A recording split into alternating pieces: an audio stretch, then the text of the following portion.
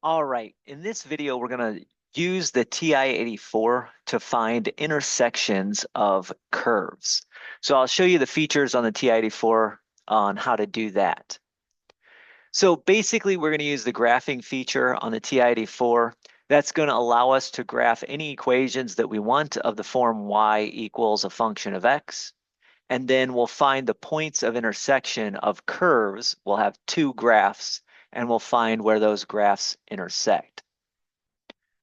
So let's jump into this. Let's say we have two functions, one of which is f of x equals negative x squared plus 4x plus 1, and the other is g of x equals x plus 1.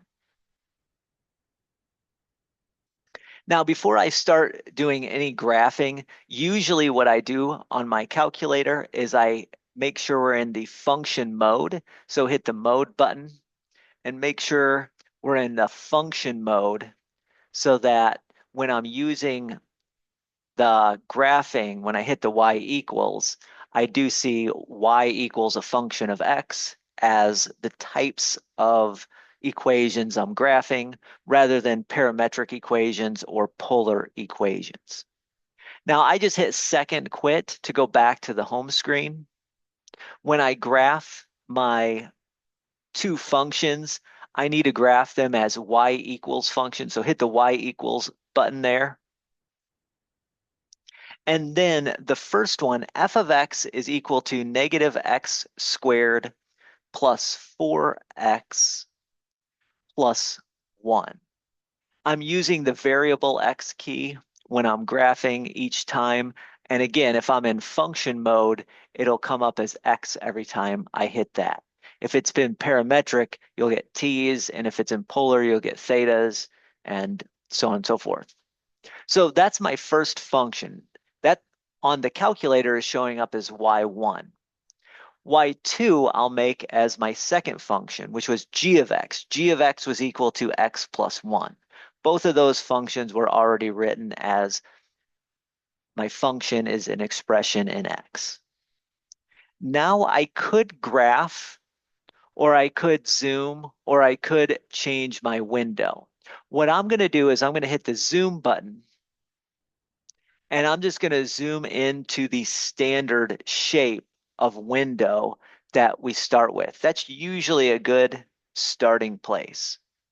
So there you see the parabola of f of x equals negative x squared plus 4x plus 1, and the line, which is g of x equals x plus 1.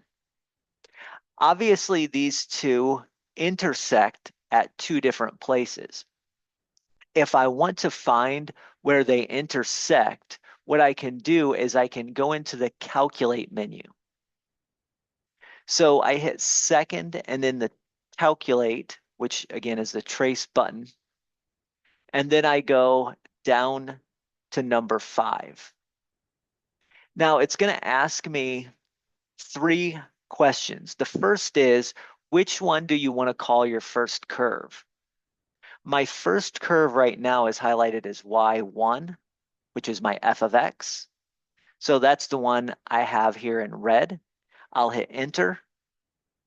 The second curve is my blue curve. You can see it there. Hit enter. Now, again, this is for if you have like 3 or 4 different curves or different graphs on here, then you have to pick which ones you're using.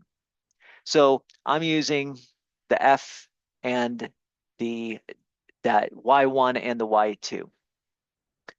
So that's F and G from my problem. And then I do a guess. And it looks like right about there is one point of intersection. So I'm just going to hit enter. And there I see my point of intersection. My point of intersection is the point 3, 4. Now that's the point of intersection over here on the right. If I want to find the point of intersection on the left, all I have to do is go back to the calculate, down to number 5, and then once again, the same sequence. The first curve is the red one, the second curve is the blue one, and I'm going to pick a point that's close to where those two intersect over there on the left. So that's my guess. And this, it says, is my intersection. Now be careful about this. This is giving you a rounding error that says it's about 2.89 times 10 to the negative 15th. That's basically like 0 point and then 14 zeros and then a 289. This sometimes happens with your calculator, especially when one of the values is 0. So one of the ways to check this is you can just hit trace. If I hit trace, if I think this should be 0, but my calculator's algorithm gave me a scientific notation, then I can just hit trace. And right now I can see that if I plug in x of 0 on the parabola, I'm at the point 0, 1. And then I hit the up arrow to go to my line. And if I plug in the point 0 on the line, then I'm at the point 0, 1 as well. So that's a way to check that I have the correct intersection, is that when you plug in 0, when you're on the trace, you get the right point. I could have done that over here as well. I could have hit trace, then plugged in a 3, hit the up arrow, again, trace, trace, up arrow, plug in the 3, and sure enough, we're at 3, 4 on both the line and the parabola. So 3, 4 is one point of intersection, 0, 1 is the other. Again, you have to be a little bit careful with those zeros. That time, it gave me the exact value of x equals 0, y equals 1. Whereas when my guess was a little bit further away,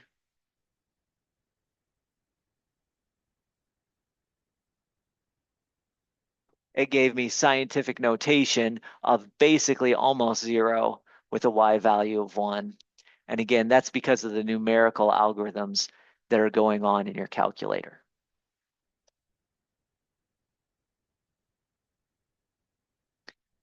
So let's try another example. Now, this example, I'm just going to start with y equals instead of the function notation. You can either have function notation like we did in example 1, or you can have y equals notation like we have here in example 2. Let's find the points of intersection for y equals square root of x plus 3 and y equals 0.5x plus 3.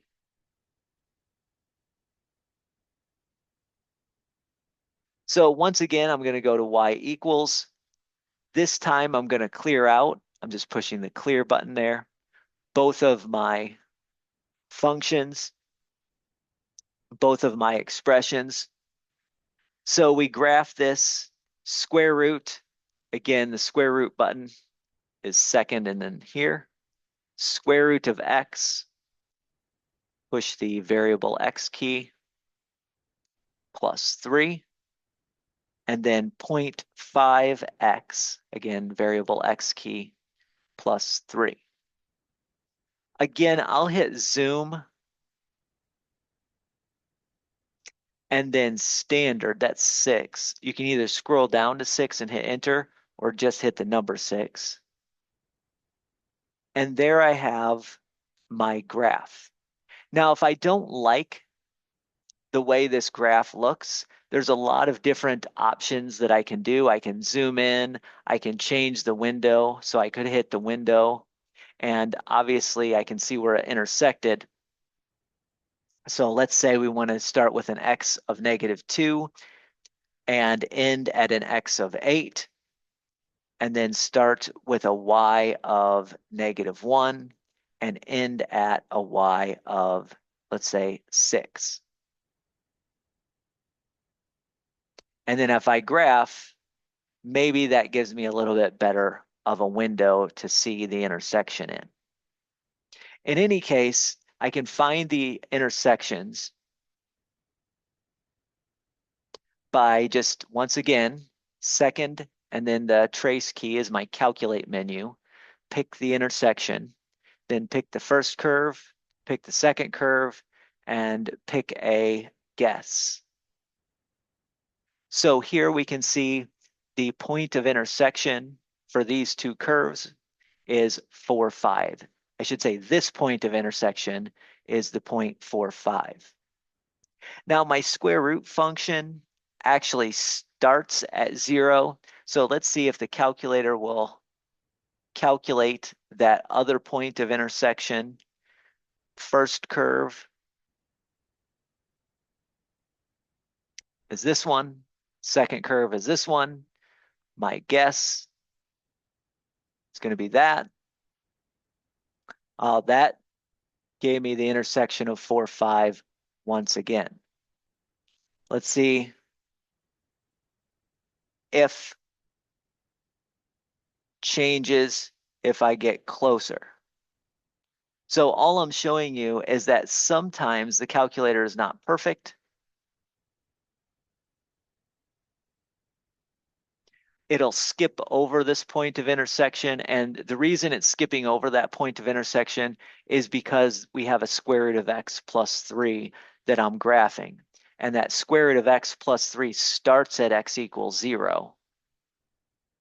And so it's not registering that point. All right. It's not registering that point of intersection for the square root of x plus 3. It needs a little bit before and needs the curve to have a little bit of stuff before and after. But obviously we can find the point over here, which is 4, 5. The point over here is pretty obvious, 0, 3. If you're ever in doubt, again, just hit the trace key, plug in 0, trace key, plug in 0, and sure enough, both curves pass through the point 0, 3.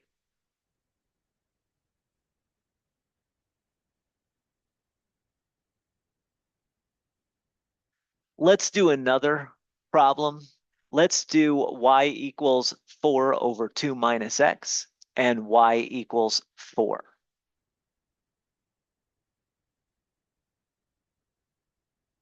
So I go to my y equals.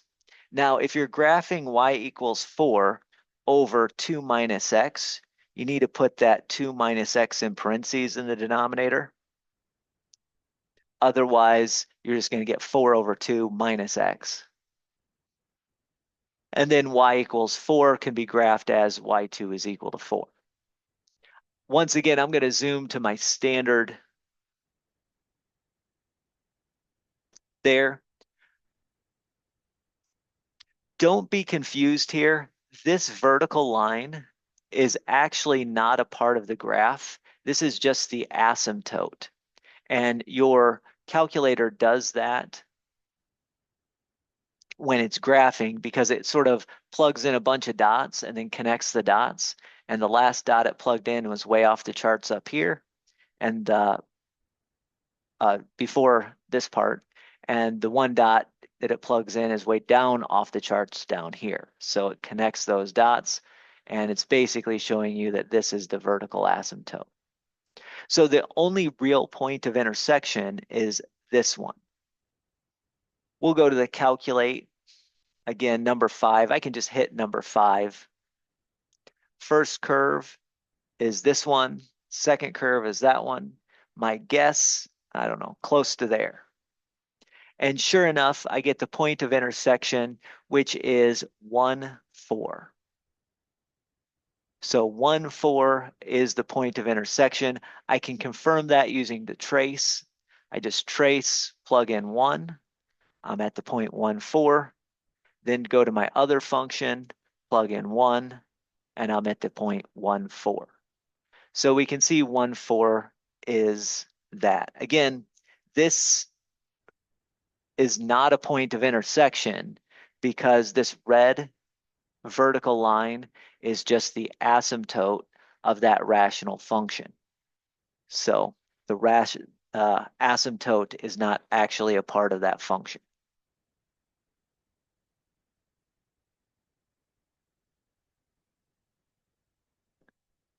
Let's do one more example. This will be the last example that I do of finding intersections using the TI-84.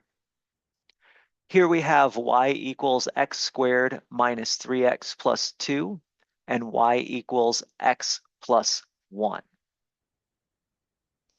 Let's find intersections there. So again, we go back to y equals, and y should be equal. Let's clear those out again by pushing the clear button. Oh, I didn't mention this, but make sure the plot 1, plot 2, and plot 3 are not highlighted. That'll try to plot a statistical plot if it is highlighted. We don't want to do that. Oops.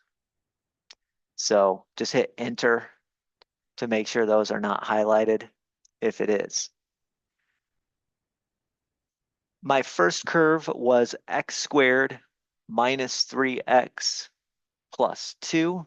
My second curve is y equals x plus 1.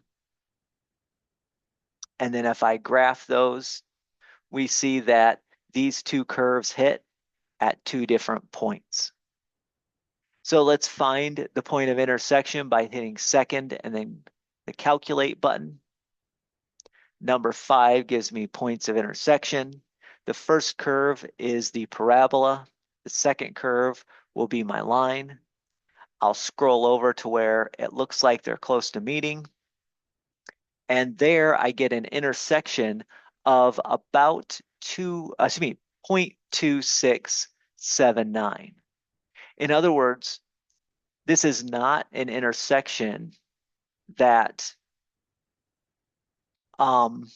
that's nice. That 0.2679 4919 is not a nice rational number, but it is still a point of intersection.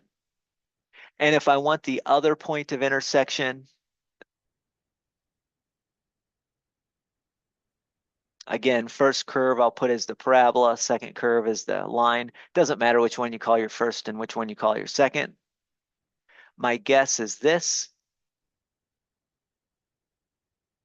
Or excuse me, my guess is that. And so we get the point of intersection again of 3.7320508, comma 4.7320508.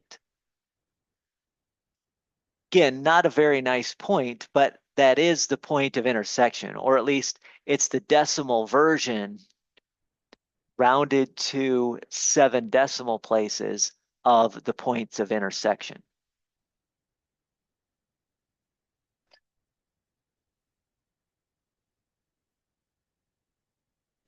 By the way, what that actual number is, you could find by using some algebraic properties by setting x plus 1 equal to x squared minus 3x plus 2, and then figuring out what the actual value is.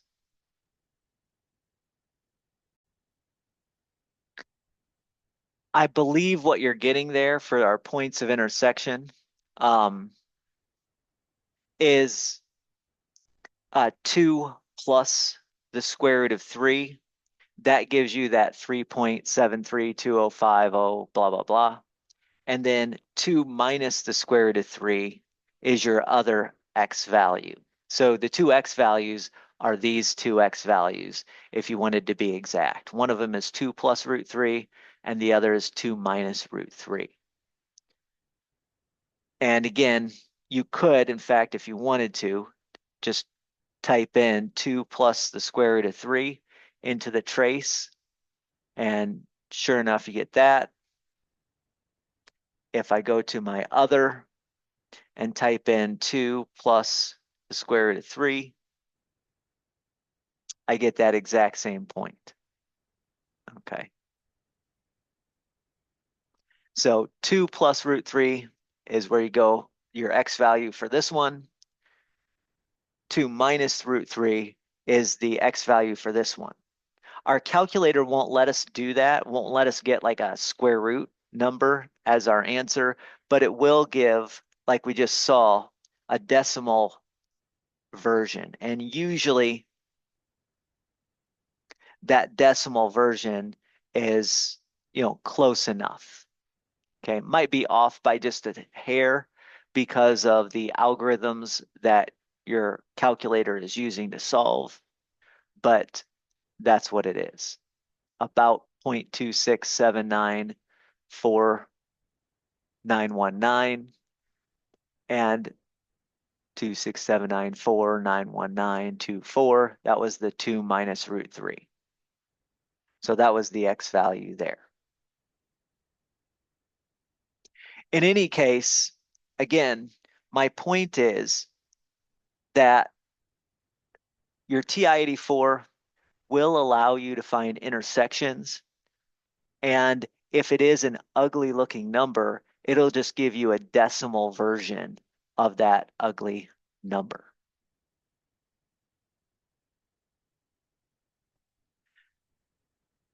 So when we have nice numbers that we intersect, then the nice numbers show up. Obviously, sometimes, like in this one, we have to be aware that since our function started at x equals 0, my intersection might not find that x equals 0 point of intersection. Here, we ended up, finding the intersection, but there is also this additional axis line, which was an asymptote. So we found an asymptote. We saw an asymptote on our graph. We have to be aware of that. And then we have to be aware also if our numbers aren't nice whole numbers or aren't nice rational numbers, that the calculator is going to kick out a decimal version of whatever number that I am looking for. So a couple of things to watch out for in there. But that's basically how you use the TI-84 to find some intersections of curves.